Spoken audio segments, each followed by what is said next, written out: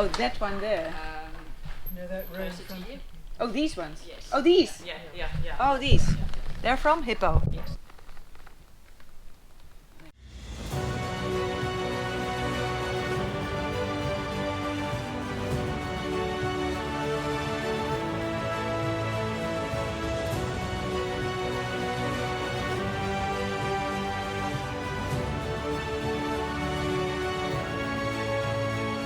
Good morning internet, it is 9 o'clock in the morning and welcome back to the channel.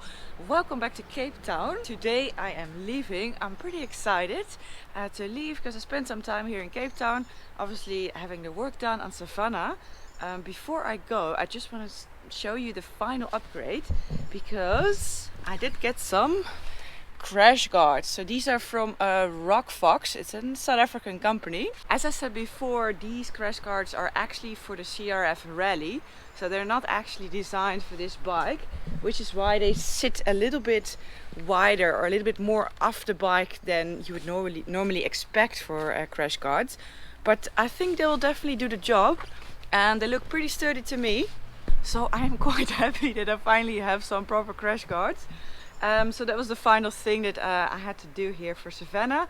So now I am all ready to go. I'll show you on the map what the plan is for today. It will be about almost 300 kilometers, I think, because let me show you. I am now here in Cape Town and I'm first going to ride this area to Franschhoek, which is the wine area.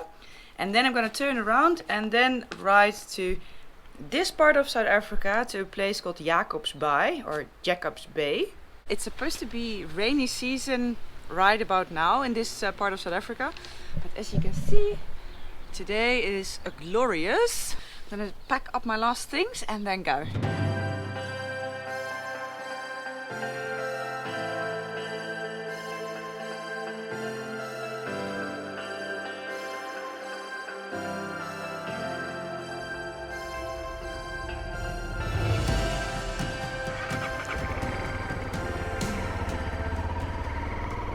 Right,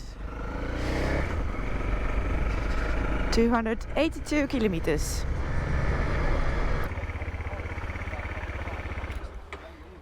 Hi, I am actually leaving. So could you give this back to David? No problem. Enjoy the stay, please. Yeah, I did. It was really nice. Thank you very much. Bye.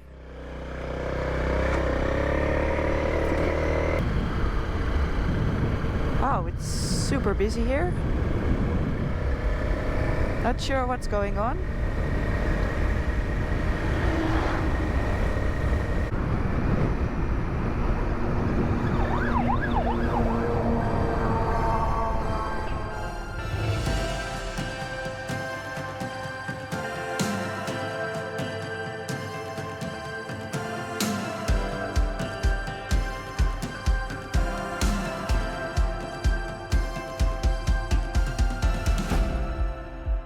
I am in Franschhoek. I've just been passing wine estate after wine estate, and everywhere you can do these wine tastings, which is very nice. Obviously not the best idea since I'm riding all day.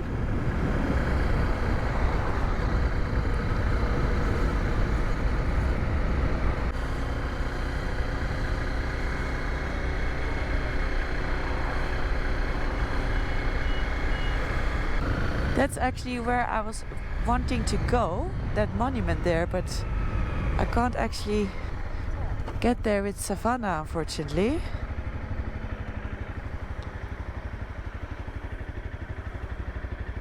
So the monument I want to show you, just behind me over there, I can't get any closer, but this is a 70-year-old monument and it commemorates the Huguenots coming to the Cape Colony. And the Huguenots, I hope I pronounced it right, were a French minority and they were holding the Calvinist tradition of Protestantism. But in the 17th century they were prosecuted by the French government. So many fled France and a lot of them went to, I think, the United States. But they also came here to South Africa. So 178 families came here on 4 different ships and settled here. And it was those people that brought grapes and the tradition of making wine to South Africa. And at that time, the Dutch were actually colonizing this area. So it was the VOC again, which I also mentioned in the other day in Cape Town. And the Dutch welcomed the French settlers, but they didn't like that they were speaking French, and they wanted the Huguenots to integrate and just becoming Dutch farmers. And it's really quite sad because within 2 generations the entire French language was already lost because they were not allowed to teach it to their children at school. Okay, that was the story of the Huguenots. And another not so pretty part of Dutch history there.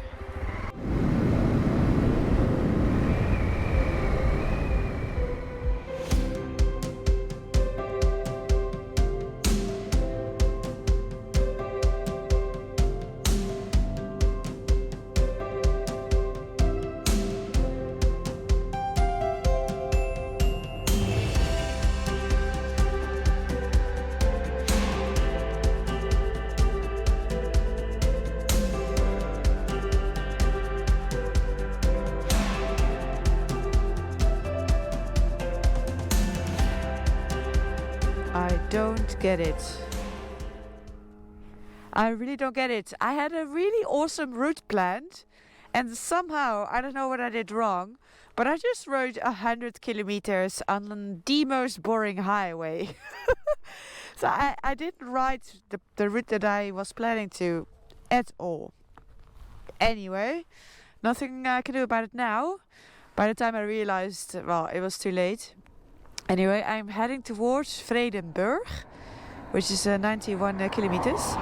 And well, this road also doesn't look very exciting, but it's already better than the highway I was on before. That was the N7. Terribly boring, terribly boring. Well, it's one of those days. I am riding the most random route ever. I just took this road. Oh wait, on another note, can you see that? I just hit 30,000 kilometers. Oh, actually Savannah hit 30,000 kilometers. Obviously, most of that was still with the previous owner. But anyway, so why am I riding here? I am actually running out of fuel again. Oh, it's so stupid. Because, well, I didn't fill up my extra ladders because I figured not riding remotely, it's really not necessary to bring all this extra weight. So I was like, I'll be fine. But then obviously, because I mucked up my route before, and suddenly I'm riding this highway, which obviously messes up my fuel efficiency, because I was riding a lot faster, so I used up my fuel a lot faster than I anticipated. And now I realize that the next petrol station was 70 kilometers away, probably, and I'm not even sure if there's one. So yeah, I just had to change my route again, and now I am riding on a very corrugated little road here. Not the most comfortable, but yeah, to another place. I'm not even sure where, but in 22 kilometers from here there should be a petrol station, so that should be fine. Should be able to make that. Oh, this is actually the first off-road dirt road I'm riding with these tires, with these Mitas 07 Plus tires. So let's see how that goes. Oh, some cows here.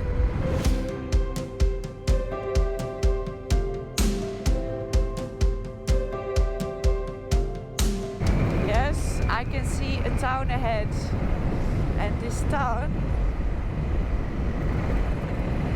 is actually called Darling.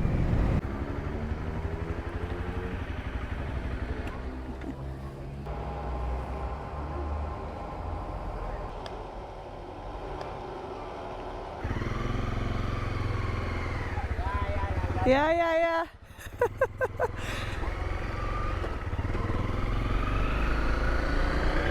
Not sure what that was about.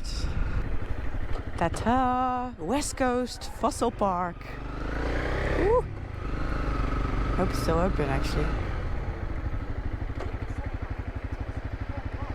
Closed today, open till 3. Like half hour before. Hello. Good, are you? I'm good. You're going to the fossil park? Yeah. Oh, okay. Thank you. All right, there we go. Whew. It is hot down here, really hot and dry. So actually the reason why I came here is that some time ago when I was at Warmwaterberg Spa, remember that place where I stayed in the caravan? I met somebody there, a South African, and he told me about this place. He was a hobby paleontologist, always looking for fossils, and he told me, "Oh, I can't believe you're a geologist. You have to come and check this place out." So here I am, checking the place out. Right, so I'm now with Pippa and Patricia, and they're both paleontologists. You as well, right? Archaeologist. Oh, you're an archaeologist. Yes. Okay, so we have one archaeologist, one paleontologist, and one geologist. So I think we're gonna We make. covered the paleo Yeah, sciences.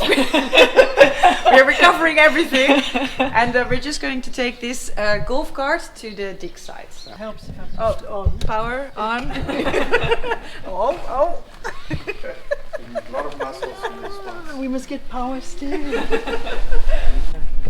Oh, this is a tight turn. It's a tight turn, and I have been known to bump it. Oh, yeah. Not today. Nicely done. Nicely done.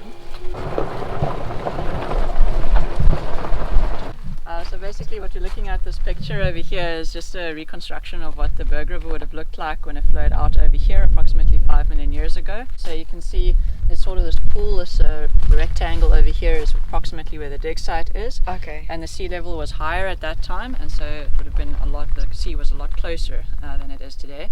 And so you also find marine animals that have kind of washed up to here. Yeah. This whole area used to be a phosphate mine, that's why there's a big hole in the ground. Started in about 1943.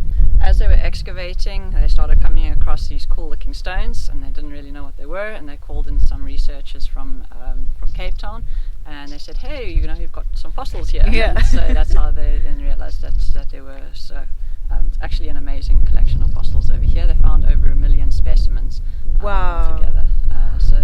And all from the 5 million year period. That's the approximate age of the site. Yeah. And civethias, which is a short-necked longhorned giraffe, African bear, elephants, all sorts of animals. So we'll show you some of the fossils in the dig site as well. Great. So, but this is the highest. There's no other place in the world where you find so many fossils all in the same spot, right? I think it's one of It's the one of highest. the One of Yeah, the richest. richest. Yeah. Yeah. What gives it the edge is that there's marine as well as freshwater and terrestrial. I think that's the birds is also. And the birds is particularly high. Yes. Right. Yeah. Okay. What is the system? Oh. Aha. It's lucky you go to gym, Patricia. So Well that's- done. That was the original excavation where they found the African bear skeleton and that. Okay. But then this has been opened up since the park was started.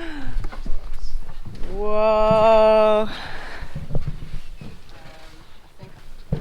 So as I said, this is basically between the old mouth of the Berg River, and so animals would have been living along the banks of the river, and they died along the banks of the river, and then also with flood events, they would get washed down in the river, and so that's where the carcasses kind of came from, and then they fossilized, and that one is an adult, and this jawbone over here is a juvenile.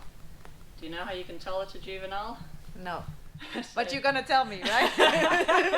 Just gonna leave you hanging. So over here you can see at the bottom there's a second set of teeth coming through.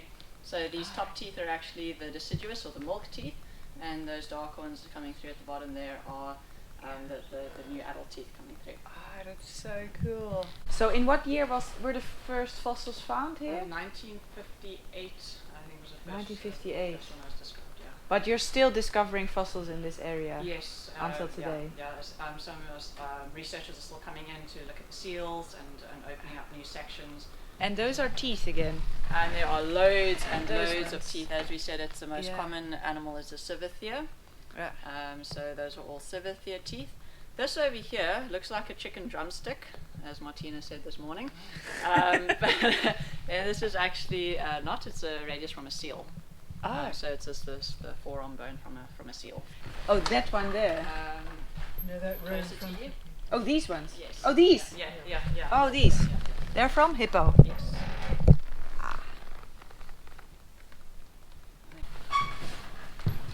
Over here you can see is another jawbone. There.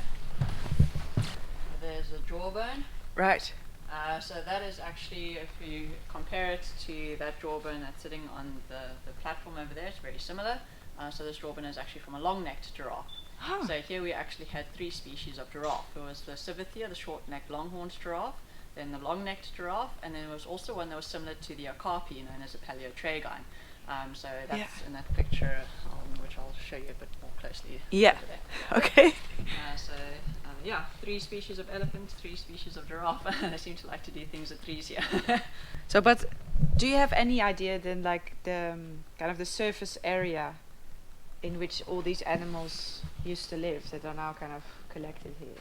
I don't know if that's been calculated yet.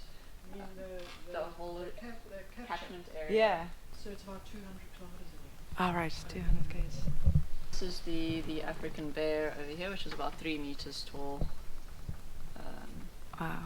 But not an animal you kind of associate with Africa. Yeah. Yeah. But yeah, we used to have an African bear. So these are the ossicones, or the horns of the civettia. Yeah. So you get 3 kinds of horns. You get the sort of ossicones in antelope, which are covered with a keratin sheath. Then you get the reindeer like antlers, and they have that velvet that they scrape off. And then these ones, like the giraffe ossicones, are covered in fur and skin. So yeah, these 3. Very porous, so it's probably to help with temperature control of the skull, Okay. and then also to keep it a bit lighter, because they had very big. It's it gets very heavy Yeah. at some point. Yeah.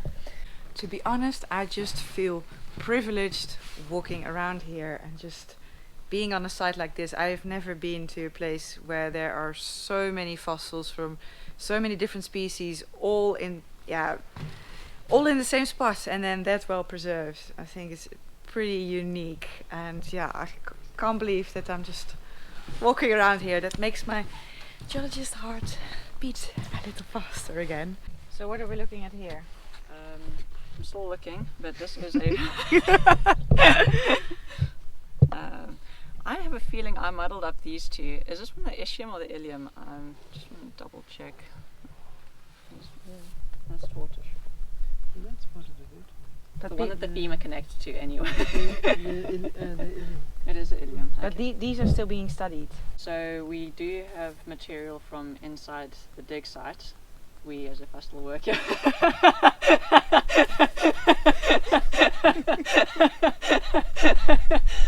Your memory is very good. Very good.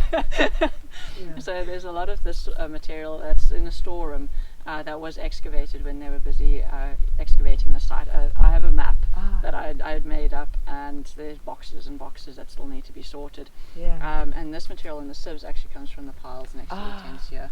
Yeah, And because yeah. we don't have a specific context that we know they came from this particular square or Right. something like that, they're not as useful, except to say, well, they came from the quartz sand member. The area, And so yeah. we just dump it onto the sieves. Visitors and school kids can look through it and see what they can find. This is tortoiseshell. That's tortoiseshell. So frog's ilium over here. So that's where the femur of the frog fits in, and then the tortoiseshell over there. I'm Go gonna on look straight for to the bottom. something. You definitely have, like, you can't come to the fossil park and not Exactly. look. I want to find this chameleon jaw. Right. Back home. Thank you so much for all your explanations. Yeah, it's great to meet you. Learned a lot. Yeah, and it's really nice to meet you, and good luck with all your studies and everything. Thanks very much. See you.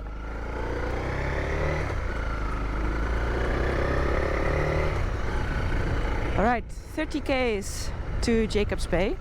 It's now 4:45. Whew, very late.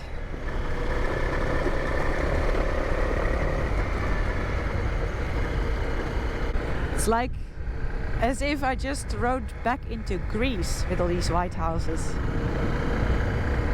So cool.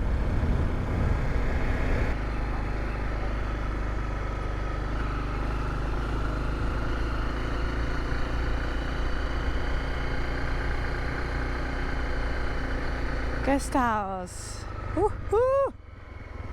Yes.